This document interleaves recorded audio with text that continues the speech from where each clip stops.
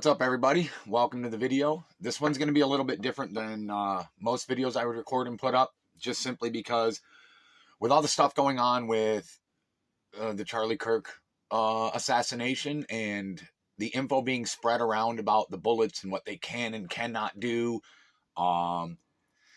most people out there giving you information pertaining to what that rifle can and cannot do and what those bullets can and cannot do have absolutely no idea what they are talking about. They are literally just spreading lies, and it's really aggravating to someone like me because I am a weapons specialist. I was a certified unit armorer. I am trained and certified in every single firearm the United States military has, from the M9, now they're running the SIG though, all the way up to Mark 19s, 50 cals, everything in between there. I'm trained on all of it. I've used all of it. I can repair all of it. I can load the rounds for all of it.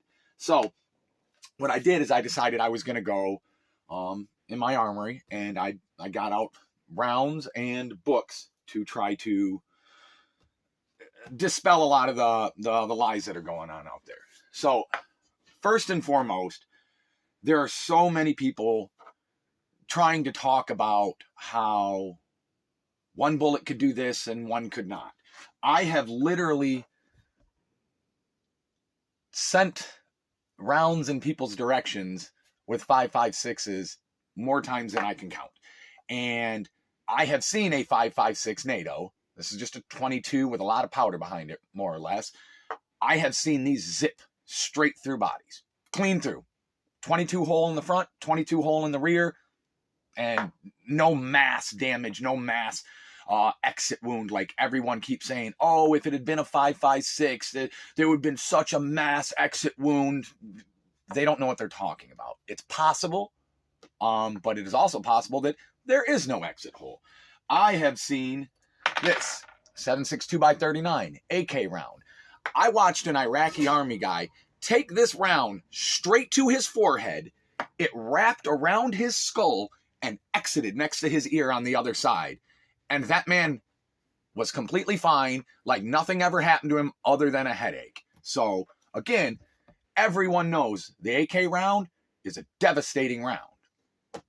I've seen it do things that you would never for 1 second think it could do. Bullets do insane things once they leave the barrel. I have here, we have, let's see here. Can't really bring the camera over, but let's see. We have everything from 5.56, 300 blackout. Every other one I have here are all 30 cals, running up the spectrum. 300 blackout, 7.62x39, 308, 30-06, which is what Charlie was killed with, and a 300 Win Mag. So every single one of these all have the exact same bullet in them. 150 grain bullet, except for the 30-06. That one's 180 grain, and it's just a little bit heavier, creates more trauma at the impact. However, that 30-06 can also be loaded. I believe, we got the book right here. It can be loaded with 150 grain, which will make it a little faster. So, as you can see, I got lots of marks in there because I load lots of different rounds. But if you break out the book and you go to, here we are, 30-06 Springfield, and it breaks down all the data you need for all the different size rounds that you could want. It gives you the ballistic coefficients of the rounds and how well they work. For those that don't know, ballistic coefficient is more or less how pointy the bullet is and how smooth it moves through the air. So you have round nose. They have a smaller ballistic coefficient because that round nose hits the air, slows the bullet down, less coefficient. However, the more pointed the bullet is and the more streamlined it is, the more ballistic coefficient it has. The smoother it can move through the air. So if you take 150 grain bullet, everybody's basically speaking as if there's only one kind of bullet and there's only one load data. That's not true. Just simply for 150 grain rounds, which is what I load. I load 150 in everything I do that's 30 cal. This is the ballistic data for 150 grain based on what type of powder you use, up here, how many grains you are putting into it. You can see the little, and that's the max grains you want to do, would be that number. But depending upon how the round was loaded, what bullet was in it, and what powder was used, all the way down to which primer was used in the end of it, determines the burn rate and the amount of velocity for the round coming out. I've seen people say, oh, well, you couldn't really hear the bullet. It was, he must have used a subsonic round in order to not penetrate through the body. Like it would have had to have like removed his neck from that 30-06 round. That's absolutely not true at all. Number one, you hear the crack of the round, which tells you that it was not a subsonic round. And anyone who watches my videos knows I have suppressors on everything I hunt with. Basically every rifle I use and handguns, they're all suppressed. I like my hearing, and I like to be able to hunt with my kids and be in the woods without earmuffs on. So if you take into account that bullets do crazy things, number one, this 30-06 could easily stop inside a target, even though it's not designed to do that. Most people go, okay, that bullet's zipping through. And I mean, if you see this is my primary hunting round right here, the 300 Winchester Magnum. It is an absolutely devastating round. I shot a deer last year with this round at 100 yards, and this is polymer tipped, round. I don't know if you can see that. It doesn't want to focus. That is a polymer tipped 150 grain round and a 300 Win Mag. It is a Winchester Deer Season XP 150 grain 300 Win Mag. It is coming out of the muzzle at 3,260 feet per second. Focus. It doesn't want to focus. Right there. I shot a deer last year. Oh, wrong round. I shot a deer last year with this 300 Win Mag, hit it in its shoulder, and it went about 5-6 inches up and stopped in the spine. Now, granted, deer are bigger than humans. Bones are more dense. This round should have never stopped in that deer's spine at 100 yards. It should have blew clean through it like it was nothing. But bullets do crazy things. They do what they want once they exit, and there's no way to determine exactly what that bullet's going to do. I shot a deer with a 308, 150 grain. This is also a hunting round. Super X, 308, 150 grain. Coming out of the muzzle at 2,820 feet per second. That is 400 feet per second slower than that last round. I believe that's what I said. 32 versus 28. Yeah. 400 feet per second less. However, it's still an absolutely devastating round. And I shot a deer, I believe it was 3 years ago, at 40 yards. That's not far at all for anyone that hunts. At 40 yards with this round, it hit the rib, shred apart and tumbled, and didn't make it past the heart. Not for 1 second at 40 yards would I have ever thought that a 308 was not just blowing clean through that deer. It didn't. It just didn't. I wish I'd have brought them. They're in the armory right now. I have rounds that I've recovered out of multiple deer, targets, all kinds of things, that when you look at them, you go, well, that bullet didn't even open up. How is that possible? Bullets do what they want. There is no specific what they're going to do. Now, what we're mainly here on is the 30-06, the round that was used. I've heard many different arguments about how far he shot, how much the bullet would drift, this and that. I know I've gone on, I went on Onyx, and I went to the location, and I was able to drop points for a line distance measurement. The shot was taken, if he took it from the corner of the building where he was seen, at 117 yards. Approximately, again, I don't know exactly where he was laying other than what we've all seen in images.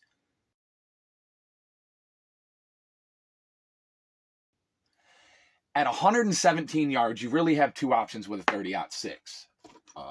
Here's 30-06 box I have.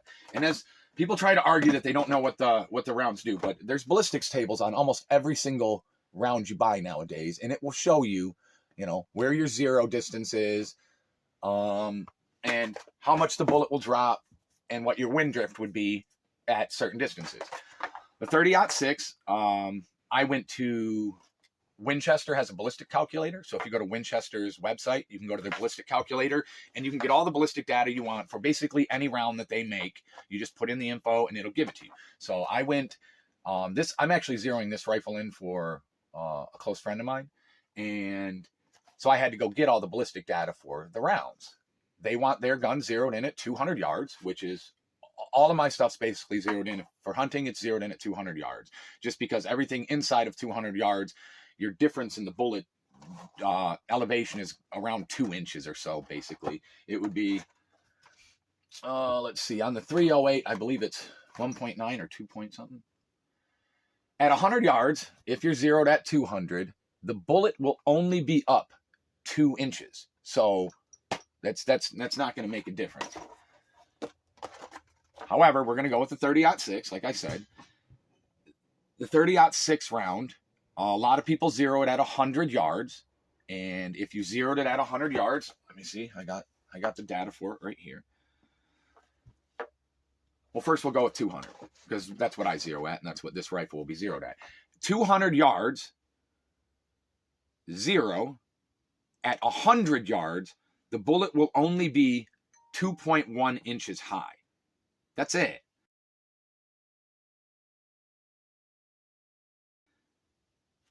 And at 200, it'll be dead on. And at 300 yards, it will have dropped 8.9 inches. Obviously, nothing after 117 really matters for the data, other than zero. But say that the rifle were zeroed at 100 yards.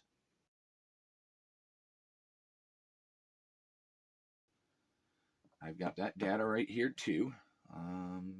100 yards, zero. Okay. So if it is zeroed at 100 yards, at 200 yards, it would have dropped 4.2 inches. So if the rifle was zeroed at 100, he shot at 117, at 120 yards, it would have only dropped 0.3 inches. Now, people are also going to argue that, well, he shot from an elevated position, which I agree with that. Shot from an elevated position. That elevated position, let's see if I can find these pictures. Because again, I went and did all the data on this. I wanted to make sure that I brought all the proper information because people just make things up. So, if you look at where the shot came from, or allegedly what they believe, the top of the roof here, to where Charlie was sitting, right there, that is 117.7 yards. Approximately, okay. So, if you do the math, it comes out to a 23-foot elevation loss.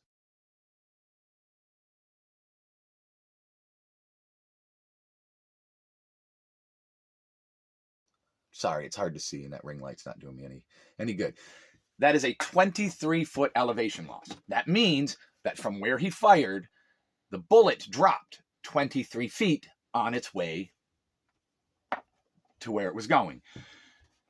23 feet ain't going to make very much difference at all at 117 yards. It's just not. And I can show you, this is a layout of one of my shooting lanes on one of my ranges at 155 yards.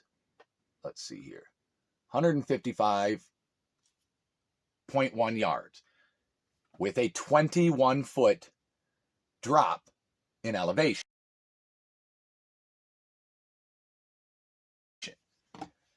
This is a shot I take all the time at further distance. So 150 yards. with a 21-foot drop. This shot done by the shooter had a 23-foot drop. It's almost exactly the same shot that I take all the time. My daughter, 2 years ago, at 14, made that shot by herself. First try, perfect impact on the deer. There's no difference. So these people trying to throw out all these possibilities of, oh, well, there's no way he could have done this, or he had to have been an expert to pull that off. No, you don't. Like any one of these bullets outside of the 7.62 by 39 and the 300 blackout, they're going to be the only ones that have a real drop. AK less, 7.62 by 39 less because it has more powder in it than the 300 blackout. The 300 blackout has a way more significant of a drop. I mean, we're talking, I zero this at 100 yards, and at 150 yards, it's already dropped 3 inches. You know, and so 50 yards, this bullet's already dropping. At 200 yards, they don't even put it on the box because I believe it's like 16 inches of drop in that last 50 yards. However, at 100 yards, 120 yards, even that round would have just hit where I aimed. It's that simple. The zero distance makes a difference in where the round impacts, but at that distance, it doesn't make a big enough differentiation to really change anything. So, as for the 30-06, my understanding right now is they're claiming that it impacted him in his neck at a downward trajectory and that it stopped at his spine. Not highly likely for that to do that. However, it's absolutely possible. It is 100% possible. And when I was told that, the first thing I went is, sorry about that. The first thing I did is go, well, it's possible, not probable, but it could happen. Then I just started hearing people go, oh, it's a lie. It could never happen. I also load rounds. Every single round I hunt with or shoot, I load it. I have my own press, my powders, my projectiles, my primers, and every single one takes a different primer. Every single one takes a different powder. I mean, I showed you in the book. It's significantly, it could be significantly different between each round, the load data. However, you're not going to subsonic load this. People are trying to say that, oh, maybe he loaded his own round and he loaded it subsonic for whatever reason. That's just dumb. It's literally dumb. You wouldn't do that. If you wanted subsonic, you just go with a round that you can get subsonic or load subsonic. You wouldn't do that with a 30-06. Then I also have heard people talk about how just devastating that round is no matter what. Well, these two rounds, the 308 and the 30-06, have almost exactly the same ballistic data when loaded out. The difference is 30-06 has more grains of powder in it to give it more velocity at further distances. Basically what you're trying to do is make the round fly slightly flatter, less of an arc and drop, slightly flatter to your target. So 30-06 is really good for that. However, a 308 versus a 30-06, they're basically the exact same. So if you take 308, zeroed at 200 yards, at 300 yards, you have 9.1 inches of drop. The bullet will drop 9.1 inches. On a 30-06, zeroed at 200 yards, at 300 yards, it will have dropped 8.9 inches. So the reality is 0.2 inches, 0.2 of an inch, is the only difference at 300 yards. Once you step out to 400 yards, the 308 has dropped 27.2. And let me get the data out for, I might not even have the data out that far on the 400. Or for the 30-06. Let me see here. Not that. We need to. 300 yards. Okay, no, I only did the data out to 300 yards just because I wasn't intending on.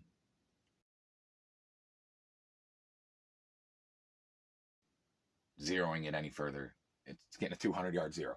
But they're basically the same round. If you want more power and more punch, you step up to a 300 Win Mag or something like that. It's just better. Which I hunt most of my stuff with 300 Win Mags. I just seen so many things that, like, when I watch it, I go, either one, you're lying, two, you don't know what you're talking about, or you're just a disingenuous person. I have taken deer out to 530 yards with a 300 Win Mag.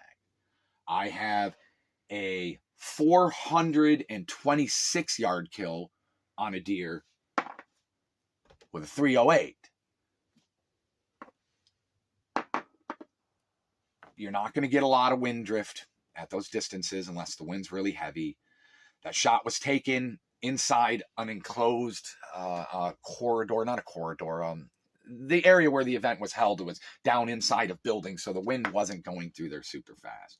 But even if you look at the data, your wind drift all the way out to 300 yards is basically 0 inches unless it's really windy. These bullets, the ballistic coefficient is phenomenal when it's for cutting through air and getting to that target.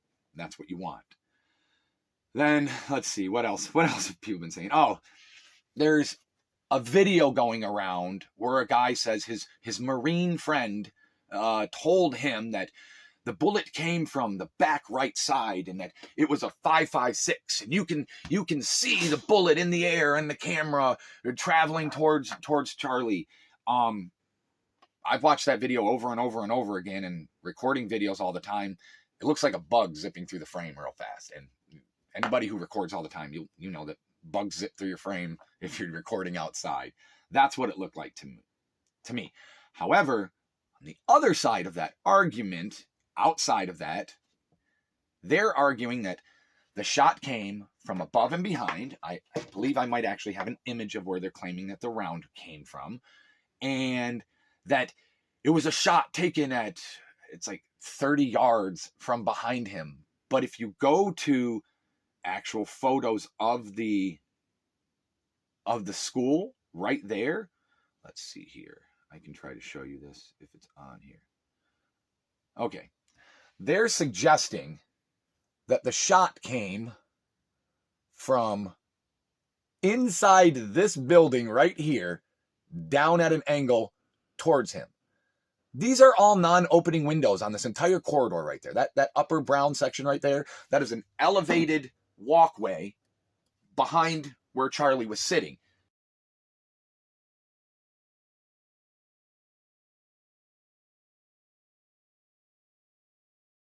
The windows don't open on that building from what I have been told and what I have looked at in the images. So people are literally suggesting that somebody fired through a window 10 to 15 feet above all the people that were standing there, that no one heard the crack, no one looked up at where the shooter was directly above them, and somehow he shot through a window without shooting through a window. There ain't no broken window there. No one shot from above him and from his side. It's an absolutely ridiculous argument, and it's almost sickening that people are going, oh, I'm an expert. Oh, this is where it comes from. Watch this video. In the video, you can see there's a window. It's not an open wall that you can just look in and out like a breezeway or something. It's not. There's a window there. He wasn't shot through a window, and then the bullet was so powerful, a 5.56, which can hit a window and immediately arc in a different direction. All bullets do that. Bullets don't do what everyone claims they do. The reality is that shot ain't what killed him.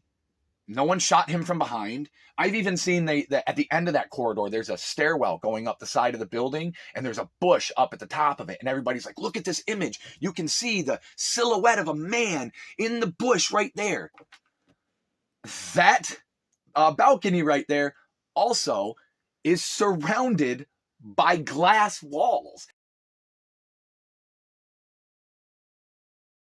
So either one, this guy got in that bush, stuck his muzzle through the gap in the corner and got it out and let a shot go from there. And again, no one heard it. No one looked up. No one was wondering what this was. Or two, he fired from behind the glass through a gap, which one of two things would have happened when that muzzle blast went off. You're either one, the glass is breaking, depends on the round and the rifle, obviously, and how much force there is, but either one, it's breaking the glass because of the muzzle blast, or two, at minimum, leaving burn marks on that glass from the powder that comes out and the flame, the muzzle blast. Like, again, it's not possible, and I really wish people would stop lying and trying to do this stuff for I don't know what reason, trying to get clicks or trying to prove that they know what they're talking about, but they don't. And it's really aggravating to people who are actually weapons experts or weapons specialists, people who absolutely understand ballistics, the loading of rounds, the powder, the primer, the weight of the bullet, the amount of grain in the amount of grain for powder, how much powder you're using, and the difference between zero distances, bullets drop at certain distances, and wind drift and all of that. The likelihood is that he was shot by a 30-06 from 117 yards away with a gun that was zeroed at either 100 or 200. It's very highly unlikely it was zeroed at anything other than that. And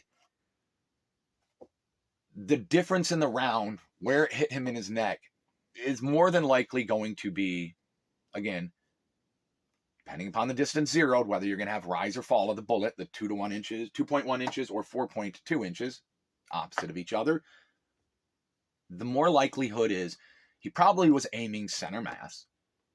I'm assuming either head or chest. And if you've ever hunted and you've had a big old buck walk out in front of you, you understand what buck fever is.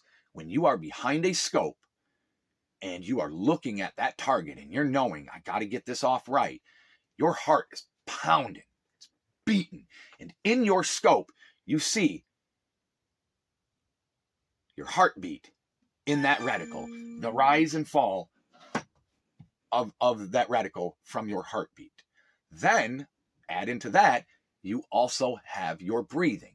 Every time you breathe in, that reticle moves. When you breathe out, that reticle moves.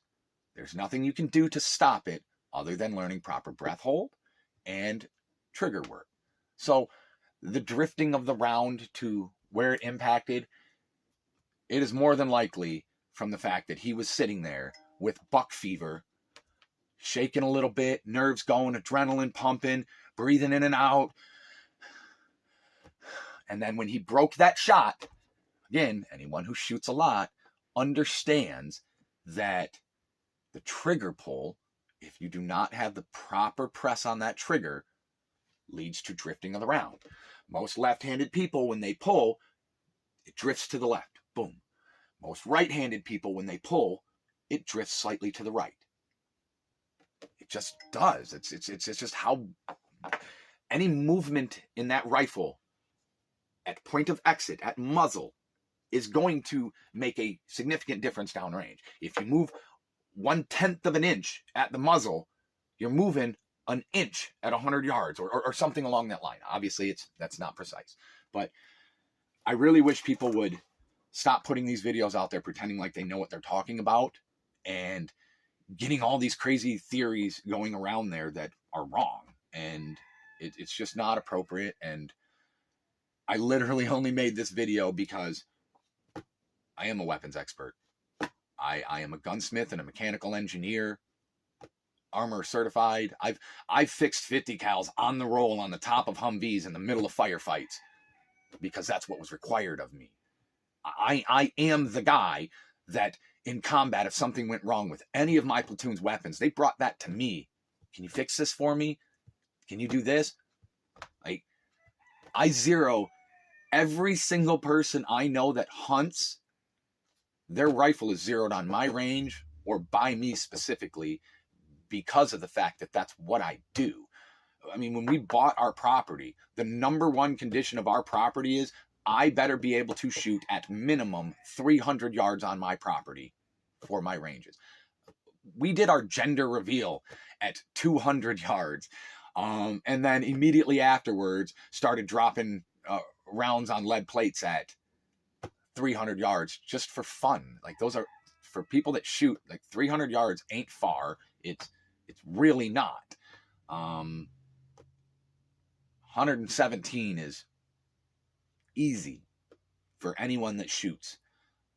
And I mean, I have videos on the channel, you can go look, of my son at 9 years old shooting 150-yard headshots with an AR like it's nothing in first try.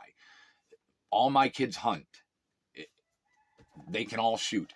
Every one of my kids up to my now 10-year-old, the 16-year-old, the 11-year-old, the 10-year-old, they all can shoot at 200 yards. The only one that doesn't shoot that distance yet is my 6-year-old, because he just got into hunting this year and already got himself a buck. He got an 8-pointer during the youth hunt this year. So please, people, stop spreading lies. Stop making things up when it comes to bullets, because the more videos I watch out there and the more theories I hear people say, the more I go, you should shut up, because you don't know what you're talking about. For anyone to ever say that a bullet can hit a body and not exit, you're wrong. I've seen it, and you can go back and watch videos on my page. I don't lie about what I did. You can see, I mean, I don't have any long-range shooting from combat videos, but you can go look at the videos that I have posted and see that I'm not lying about having been a grunt. I'm not lying about the fact that I spent 28 months in combat as a frontline soldier. I have done missions alongside of Rangers. I have done missions alongside of Navy SEALs. I have moved more bodies than you could imagine. I've seen more death than you could ever want. I've low crawled across roads and literally dug command wires out of the ground with an EOD chief who I was pulling security for, and set up explosives and detonated bombs in the ground. I've pulled bombs out of the ground, carried them over to locations where we were piling all these things that we got up and detonating them. When I was in Iraq, my last trip in 2008 in Ramadi, we at the time set the largest controlled det in all sectors of combat to that date. No one had made a pile as big as what we did and blew things up the way we did. I've done it all. I literally have. And I was blessed enough that God brought me home. And now I do guns. That's what I do. I like it. I enjoy repairing firearms. I enjoy going out to the range and shooting. I enjoy going out and having that timer go off. Beep, boom, boom, boom, boom. Let my rounds go. Like, it's part of who I am. It's disheartening to hear these things from people that don't know what they're talking about. And that's more or less the point of this video. I just kind of wanted to make this video again because I wish people would just let the investigation go and take what we get. And if we find discrepancies, debate those. You know what I mean? We can have conversations about those discrepancies. However, everybody knows that no autopsy report has been released as of yet. So we don't know anything other than that the claim is the round stopped at his spine. Not likely, but possible. And it wasn't a subsonic round. It didn't come from the right behind him. These are all things that are just absurd that people are saying them, and they're wrong. They're wrong. I mean, I wasn't there. I don't know all of the details of everything that happened, but I am 99.9% certain that that round did not come through the window behind him and not break a window, and that nobody heard the shot break, and that nobody looked up at the shooter. Like, no, everybody looked in the direction where that round went off from. And again, I've done the math. It's 117 yards with a 23-foot drop.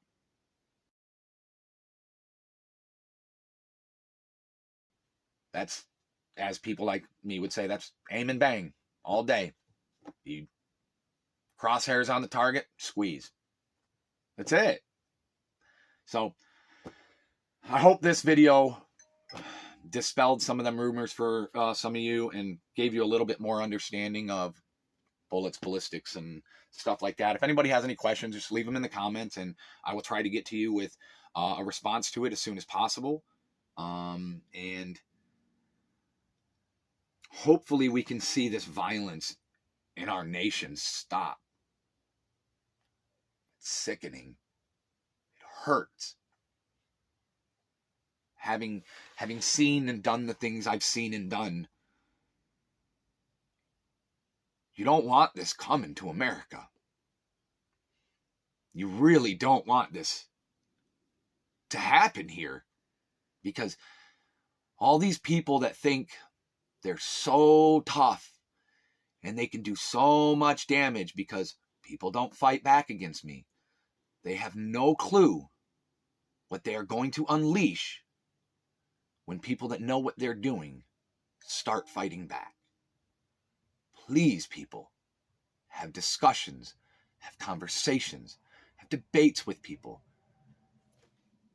Yell if you think that's necessary. But we have to have civil discourse in this nation, or it is going to get really, really bad. All right. Thank you, everybody. I hope you got something out of this video. Have a blessed day.